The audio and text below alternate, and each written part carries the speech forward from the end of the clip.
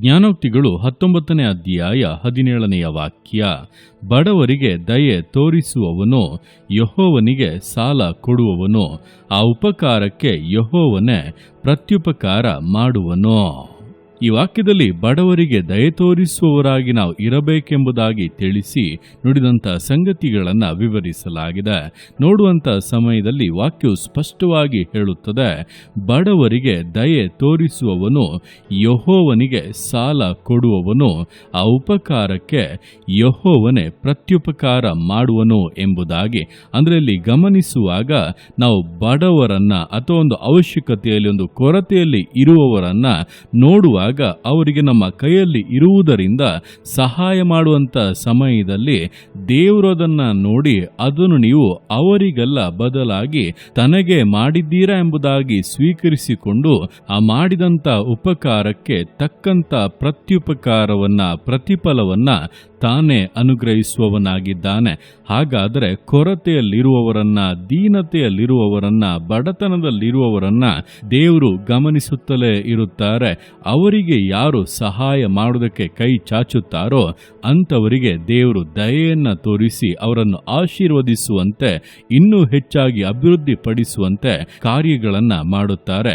ಆದ್ದರಿಂದ ಈ ದಿವಸಗಳಲ್ಲಿ ನಿಮ್ಮ ಸುತ್ತಮುತ್ತಲಿರುವಂತ ಬಡವರನ್ನ, ದೀನರನ್ನ, ಕೊರತೆಯಲ್ಲಿರುವಂತವರನ್ನ, ಬಲಹೀನರನ್ನ, ರೋಗಿಗಳನ್ನ ಆದರಿಸುವುದನ್ನು ಅಭ್ಯಾಸ ಮಾಡಿಕೊಳ್ಳಿ. ನಿಮ್ಮ ಕರಗಳಲ್ಲಿ ಏನಿದೆಯೋ ಅದರಿಂದ ಅವರಿಗೆ ಕೊಟ್ಟರೆ ಸಾಕು. ಅದಕ್ಕಾಗಿ ಸಾಲ ಮಾಡಿ ನೀವೊಂದು ಹೊರೆಯನ್ನ ಹೊತ್ತುಕೊಂಡು ಅವರಿಗೆ ಸಹಾಯ ಮಾಡುವುದು ಬೇಡ.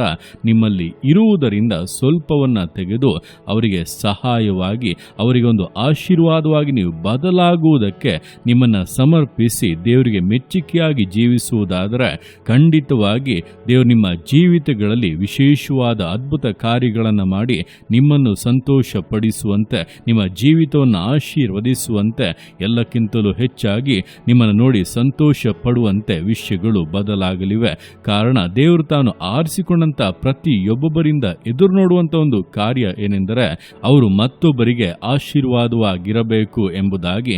ಅಬ್ರಹಾಮನನ್ನು ನೋಡಿ ದೇವರು ಅದನ್ನೇ ಹೇಳಿದ್ದು, ನೀನು ಆಶೀರ್ವಾದ ನಿಧಿಯಾಗಿರುವಿ, ನಿನ್ನ ಮೂಲಕ ಲೋಕದ ಎಲ್ಲ ಕುಲಗಳವರನ್ನು ಆಶೀರ್ವದಿಸುವೆನು ಎಂಬುದಾಗಿ. ಅಂದರೆ ನಮ್ಮನ್ನ ಇಟ್ಟುಕೊಂಡು ಮತ್ತೊಬ್ಬರನ್ನು ಆಶೀರ್ವದಿಸುವಂಥದ್ದು ದೇವರ ಉದ್ದೇಶವಾಗಿದೆ.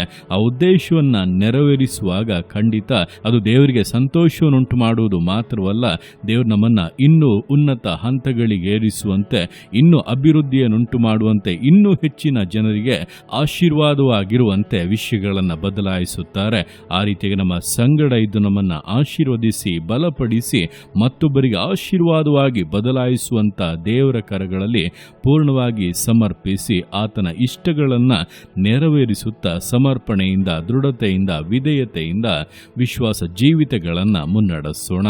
ದೇವರ ಕರಗಳಲ್ಲಿ ಸಮರ್ಪಿಸಿ ಪ್ರಾರ್ಥಿಸೋಣ. ಯೇಸುವೆ ಸ್ತೋತ್ರ ರಾಜ, ಕೊಟ್ಟಂತ ಈ ದಿವಸಕ್ಕೋಸ್ಕರ ಸ್ತೋತ್ರ ಕರ್ತನೆ. ಈ ದಿವಸ ನೀನು ಕರಗಳಲ್ಲಿ ಸಮರ್ಪಿಸ್ತೇನೆ. ಪ್ರತಿಯೊಂದು ಜೀವಿತಗಳನ್ನು ನೀನು ಆಳ್ವಿಕೆ ಮಾಡು, ಬಲಪಡಿಸು ಕರ್ತನೆ. ಹೌದಪ್ಪ, ನಿನ್ನ ವಾಕ್ಯದ ಮೂಲಕ ನಿನ್ನ ಮಟ್ಟಿಗೆ ಸ್ಪಷ್ಟವಾಗಿ ಮಾತನಾಡಿದೀಯ. ನಮ್ಮನ್ನಪ್ಪ ನೀವು ಆರಿಸಿಕೊಂಡಿರುವಂಥದ್ದೇ ಮತ್ತೊಬ್ಬರಿಗೆ ನಾವು ಆಶೀರ್ವಾದವಾಗಿರಬೇಕು ಎಂಬುದಾಗಿ. ಆದ್ದರಿಂದ ಅಪ್ಪ, ನೀವು ನಮ್ಮ ಕರಗಳಲ್ಲಿ ಕೊಡುವಂಥ ಒಂದೊಂದು ಆಶೀರ್ವಾದಗಳನ್ನು ನಾವು ಸ್ವೀಕರಿಸಿಕೊಳ್ಳುವಾಗ ಅದರಲ್ಲಿ ಸ್ವಲ್ಪ ಪಾಲನ್ನು ಬಡವರಿಗೆ, ದಿಕ್ಕಿಲ್ಲದವರಿಗೆ, ಅನಾಥರಿಗೆ, ವಿಧವೆಯರಿಗೆ, ಕೊರತೆಯಲ್ಲಿರುವಂಥವರಿಗೆ ಅಪ್ಪ ಕೊಟ್ಟು ಅವರನ್ನು ಆದರಿಸುವುದಕ್ಕೂ ಅವರ ಕರ ಹಿಡಿದಪ್ಪ ಮುನ್ನಡೆಸುವುದಕ್ಕೆ ಸ್ವಲ್ಪ ಸಹಾಯವಾಗಿರುವುದಕ್ಕೂ ಪ್ರತಿಯೊಬ್ಬೊಬ್ಬರಿಗೂ ಸಹಾಯ ಮಾಡು. ನಾವು ಆ ರೀತಿಯಾಗಿ ಸಹಾಯ ಮಾಡುವಾಗ ನೀನೇ ಅಪ್ಪ ಅದನ್ನು ಸ್ವೀಕರಿಸಿಕೊಂಡಂತೆ ಅದಕ್ಕೆ ತಕ್ಕಂಥ ಪ್ರತಿಫಲಗಳನ್ನು ನಮಗೆ ಅನುಗ್ರಹಿಸುತ್ತೀಯ ಎಂಬುದನ್ನು ನಾವು ಅರಿತಿದ್ದೇವೆ. ಆದ್ದರಿಂದ ಅಪ್ಪ ಇನ್ನೂ ಹೆಚ್ಚಾಗಿ ಉತ್ಸಾಹದಿಂದ ಕರ್ತನೆ ಅನೇಕರಿಗೆ ಸಹಾಯ ಮಾಡುವಂತೆ, ಆಶೀರ್ವಾದವಾಗಿರುವಂತೆ ಜೀವಿತಗಳನ್ನು ಬಲಪಡಿಸು, ಆಶೀರ್ವದಿಸು ಕರ್ತನೆ. ಯೇಸುವಿನ ನಾಮದಲ್ಲಿ ಕೊರತೆಗಳು ನೀಗಿ ಸಮೃದ್ಧಿ ಉಂಟಾಗಲಿ. ನಿನ್ನ ಮಕ್ಕಳು ಕರ್ತನೆ ಅನೇಕರಿಗೆ ಸಾಲ ಕೊಡುವವರಾಗಿ, ಆಶೀರ್ವಾದ ನಿಧಿಗಳಾಗಿ ಬದಲಾಗಲಿ. ನಿನ್ನ ಅರ್ಥವಾಗಿ ಮಾಡುವಂಥ ನಿನ್ನ ಪ್ರೀತಿಗೋಸ್ಕರ, ಕೃಪೆಗೋಸ್ಕರ ಅಪ್ಪ ನಿನಗೆ ಸ್ತೋತ್ರಗಳು.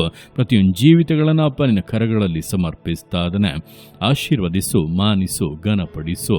ಎಲ್ಲ ನಿನ್ನ ಕರಗಳಲ್ಲಿ ಸಮರ್ಪಿಸಿ ಎಲ್ಲ ಸ್ತುತಿಯನ್ನು ಮಾತ್ರ ನಿನ್ನೊಬ್ಬನಿಗೆ ಸಲ್ಲಿಸಿ ಯೇಸುವಿನ ನಾಮದಲ್ಲಿ ಬೇಡುತ್ತೇನೆ ನಮ್ಮ ತಂದೆಯೇ. ಆಮೇನ್, ಆಮೇನ್.